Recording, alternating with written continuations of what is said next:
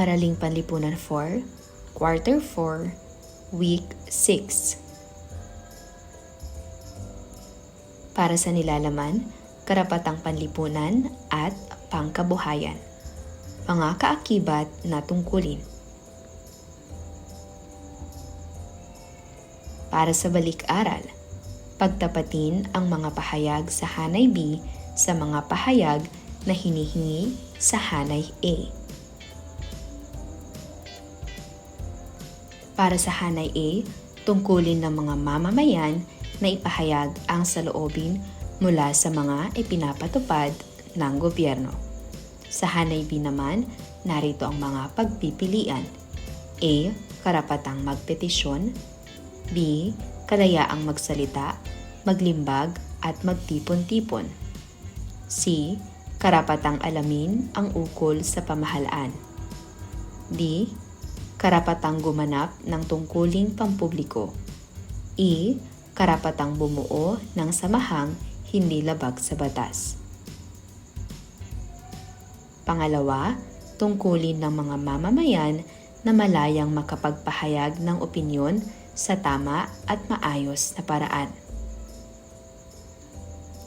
Pangatlo, ang mga mamamayan ay maaaring bumuo ng mga samahan na may adhikain na magpapaunlad sa kanilang organisasyon na walang nilalabag na batas. Pang-apat, ang mga mamamayan ay kabahagi sa mga programa ng pamahalaan, kaya't tungkulin nito na tumulong at maging kabahagi sa pagpapatupad ng mga magagandang hangarin at hindi upang makadagdag sa problema nito. Panglima, tungkulin ng mga mamamayan na alamin ang mga tungkol sa pamahalaan, ang mga batas at programa nito, maging kung saan napupunta ang kaban ng bayan.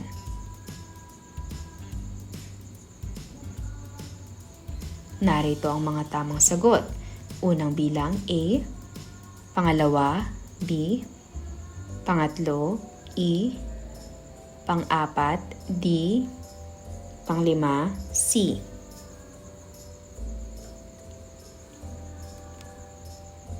Para sa paglinang sa kahalagahan sa pagkatuto sa aralin, sagutin ang mga sumusunod na tanong.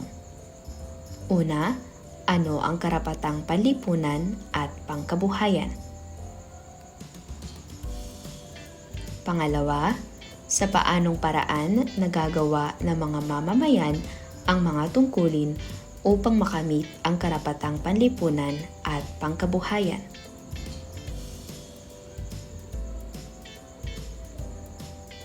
Pangatlo, paano mo mapahahalagahan ang mga karapatang panlipunan at pangkabuhayan na mayroon ka at ang iyong pamilya?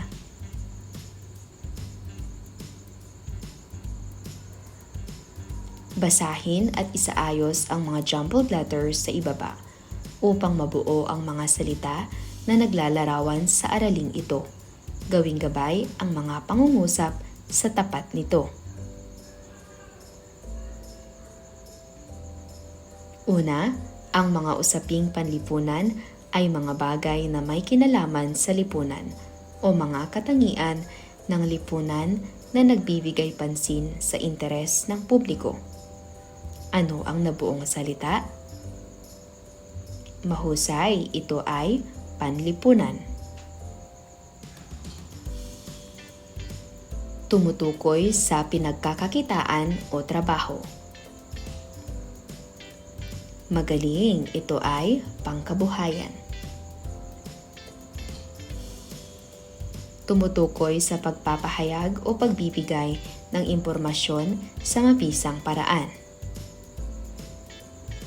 Tama, ito ay komunikasyon. Tumutukoy ito sa isang sistema na may relihiyosong mga saloobin, paniniwala at gawain. Tama, ito ay relihiyon.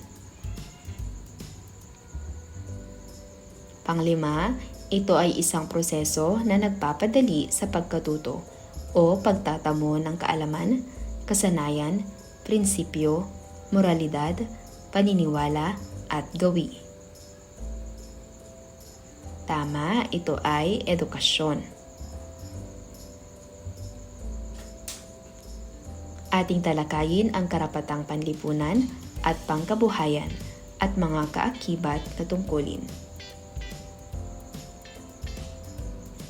Karapatang panlipunan. Ang mga karapatang panlipunan ay nakatutulong sa pangangalaga ng kapakanang panlipunan ng mga mamamayan. Kabilang sa mga karapatang panlipunan ang mga sumusunod. Karapatang panlipunan. Karapatang pumili ng relihiyon, karapatang maglakbay, karapatan sa lihim na komunikasyon. Ang karapatang pangkabuhayan ay tumutulong sa pangangalaga sa kapakanan ng kabuhayan o ekonomiya ng bawat mamamayan. Ang mga sumusunod na karapatan ay kabilang sa karapatang pangkabuhayan. Karapatang pumili ng propesyon o hanap buhay. Karapatan sa edukasyon. Karapatan sa pagmamay-ari. Karapatang bayaran ng wasto sa pribadong ari-arian na ginamit ng pamahalaan. Karapatang makinabang sa mga likas na yaman. Karapatang maging ligtas sa maruming kapaligiran at paggawaan.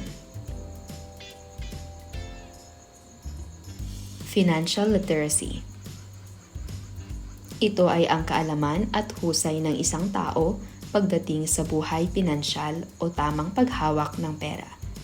Kasama rito ang pag-unawa at aplikasyon sa buhay ng tamang pag-iipon, paggastos, pagbabudget at pag-i-invest para lumago ang pera at kayamanan. Pagiging responsable sa paghawak ng pera. Pagiging handa sa emergency at hindi inaasahang mga gastusin. Pag-iwas sa sari-saring fraud at scam. Ang financial literacy ay susi sa pag-abot ng iyong financial goals. Para sa pinatnubayang pagsasanay, isulat ang KPL kung ang tinutukoy ng pangungusap ay karapatang panlipunan at isulat naman ang KPB kung karapatang pangkabuhayan naman ang tinutukoy. Una, pinili ni Edwin na makapagtapos ng pag-aaral sa kabila ng kahirapan. Pangalawa, si Ginoong Santos ay pinapanatiling malinis ang kapaligiran sa pamamagitan ng pagtatapon ng basura sa tamang tapunan. Pangatlo, binayaran ng pamahalaan ang nabiling bakanting lote malapit sa barangay hall upang gawing covered court. Pang-apat, nagpabaptismo si Alfred sa relihiyon na matagal na niyang nais. Panglima, si Ginang Santos ay nagbakasyon sa Boracay noong nakaraang tag-araw. Narito ang mga tamang sagot. Una, KPB. Pangalawa, KPB. Pangatlo, KPB. Pang-apat, KPL. At panglima ay KPL. Para sa paglalapat at pag-uugnay, gawain bilang 4. Financial literacy, wasto o di wasto. Isulat ang salitang thumbs up kung wasto ang sinasaad sa pangungusap at isulat naman ang thumbs down kung hindi wasto ang isinasaad sa pangungusap. Una, ibinabawas ni Ginong Santos ang 20% sa kanyang sahod upang ilagay sa kanyang ipon o savings. Pangalawa, araw-araw bumibili si Mike ng milk tea upang ipagmalaki sa mga kaibigan kahit sila ay nagmula sa mahirap na pamilya. Pangatlo, nag-iimpok si John ng pera sa kanyang alkansya. Pang-apat, ang pag-iipon ng salapi ay makakatulong sa mga oras na tayo ay may biglaang pangangailangan. Panglima, kakasahod pa lamang ni June ngunit naubos agad ito dahil sa kanyang mga biniling bagong damit. Narito ang mga tamang sagot. Unang bilang, thumbs up. Pangalawa, thumbs down. Pangatlo at pang-apat, thumbs up. At panglima, thumbs down. Kaugnay na paksa, bilang 2. Mga kaakibat na tungkulin. Ang bawat karapatan na tinatamasa ng bawat mamamayan ay may kaugnay na tungkulin na dapat gampanan. Ilan sa mga tungkulin ng isang mamamayan ay ang pagmamahal sa bayan, pagtatanggol sa bansa, pagsunod sa mga batas, paggalang sa watawat at mga namumuno, pakikipagtulungan sa pamahalaan at paggalang ng karapatan ng iba. Ang bawat mamamayan ay may karapatang pinangangalagaan ng ating mga batas. Mahalaga ring maunawaan na may hangganan ang mga karapatang ito at may mga tungkulin din tayong dapat tuparin para sa sarili, kapwa at sa bansa. Dapat na maging responsable ang lahat ng mga mamamayan upang mapabuti at mapanatiling matiwasay ang pamayanan. Makatutulong din ang pagiging mapanagutan ng mga mamamayan sa pag-unlad ng ating bansa. Tungkulin sa bayan o bansa. Tungkulin ng bawat isa na maging tapat sa bayan at pangalagaan ang kapakanan nito. Tungkulin ng bawat mamamayang Pilipino na ipagtanggol ang bansa.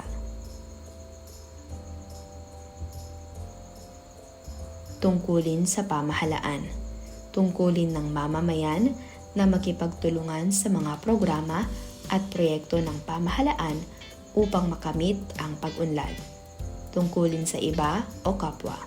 Tungkulin nating igalang ang karapatan ng iba.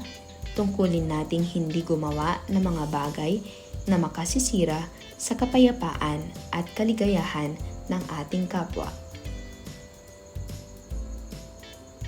Tungkulin sa sarili. Tungkulin nating alagaan ang ating sarili. Tungkulin paunlarin ang ating buhay at pag-aaral. Tungkulin sa Diyos. Tungkulin ng bawat isa na magpakita ng pagmamahal at pananampalataya sa buong may kapal. Tungkuling sumunod sa mga alituntunin ng iba-ibang relihiyon. Isulat sa sagutang papel ang mga kaakibat na tungkulin sa mga sumusunod na kalagayan. Nag-aaral si Marvin at nasa baitang 4 na siya ngayon. Tama, ang kaakibat na tungkulin, mag-aral ng mabuti upang makamit ang mataas na marka. Pangalawa, si Alfred ay nahalal bilang sangguniang kabataan chairman. Mahusay, maglingkod sa komunidad at magsagawa ng mga programa para sa kabataan. Pangatlo, ang paligid ng paaralan ay maraming basura. Mahusay, magtapon ng basura sa tamang lugar. Sina John at Maria ay nakabili ng bagong bahay at lupa.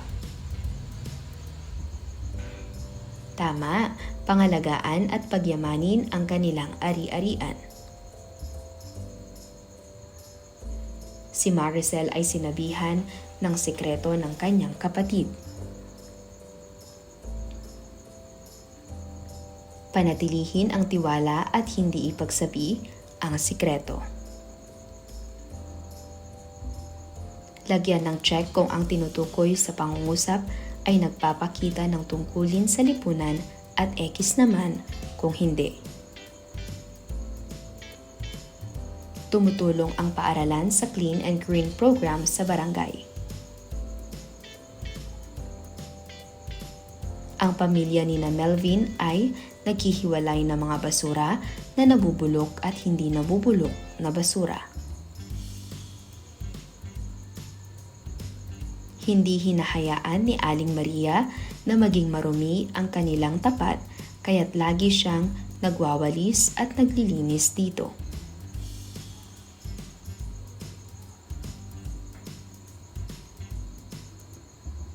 Tinulungan ni Miko ang matanda na nahihirapan tumawid ng kalsada.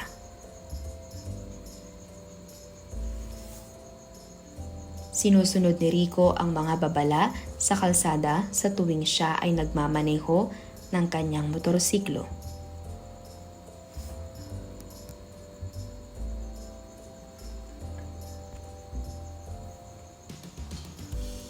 Narito ang mga tamang sagot. 1 hanggang 5 bilang ay check.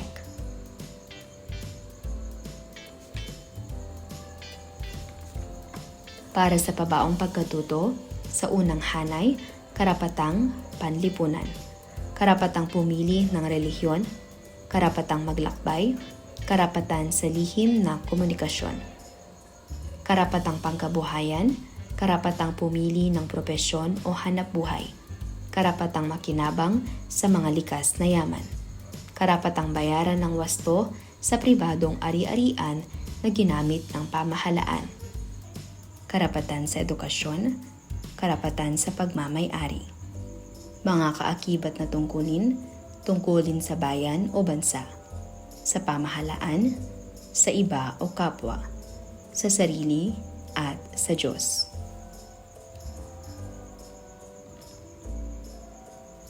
Para sa pagninilay sa pagkatuto, bilang isang mag-aaral, paano mo na isasabalikat ang mga tungkuling kumikilala sa karapatang panlipunan at karapatang pangkabuhayan? Tama, bilang isang mag-aaral, na isasabalikat ko ang mga tungkuling kumikilala sa karapatang panlipunan at karapatang pangkabuhayan sa pamamagitan ng pagpapahalaga sa mga karapatan ng iba, pagtulong sa kapwa, at pagsunod sa mga patakaran sa paaralan. Mahalaga rin na mag-aral ng mabuti upang magkaroon ng magandang kinabukasan at matulungan ang pamilya sa pangangailangan. Basahing mabuti ang mga pangungusap at piliin ang letra ng wastong kasagutan. Isulat ito sa sagutang papel. Unang bilang, pumipila si Sam sa butika bilang pagpapakita ng paggalang sa iba. Tungkulin sa bansa, tungkulin sa iba o kapwa, C. Tungkulin sa pamahalaan, D. Tungkulin sa sarili.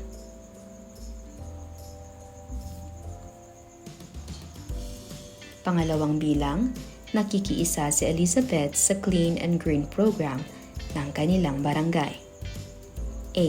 Tungkulin sa bansa, B. Tungkulin sa Diyos, C. Tungkulin sa pamahalaan, D. Tungkulin sa sarili. Pangatlo, nag-aaral ng mabuti si Wendell upang makapagtapos ng pag-aaral at makamit ang mga pangarap sa buhay. A. Tungkulin sa bansa, B. Tungkulin sa iba o kapwa, C. Tungkulin sa pamahalaan, D. Tungkulin sa sarili. Pang-apat, hindi nakakalimutan ni Lilith ang magdasal upang magpasalamat sa mga biyayang natatanggap bago matulog. A. Tungkulin sa bansa, B. Sa Diyos, C. Sa pamahalaan, D. Sa sarili. Panglima, sina Dr. Jose Rizal at Andres Bonifacio ay nagpakita ng kabayanihan sa pamamagitan ng pagtatanggol sa ating bayan. A. Tungkulin sa bansa, B. Sa iba o kapwa. C. Sa pamahalaan. D. Sa sarili. Narito ang mga tamang sagot. Unang bilang B, pangalawa C, pangatlo D, pang-apat B, at panglima ay A. Para sa takdang aralin, gumawa ng isang poster na nagpapakita ng mga karapatan mo bilang isang mag-aaral. Ipakita ang iyong nagawa sa iyong magulang o nakatatandang kapatid upang bigyan ng angkop na marka. Gawin ito sa isang bond paper. Narito ang rubric sa paggawa ng poster. Mga pamantayan, napakahusay, mahusay, may kulang ang detalye, di malinaw ang detalye. Tukuyin kung anong karapatang panlipunan ang ipinapakita sa larawan. Para sa unang larawan. Pangalawa at pangatlong larawan.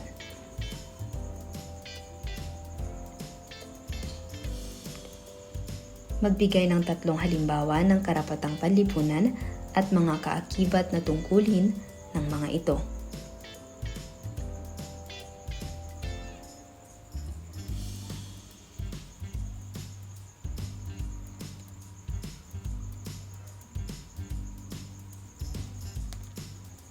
Magbigay naman ng karapatang pangkabuhayan, halimbawa at ang tungkulin nito.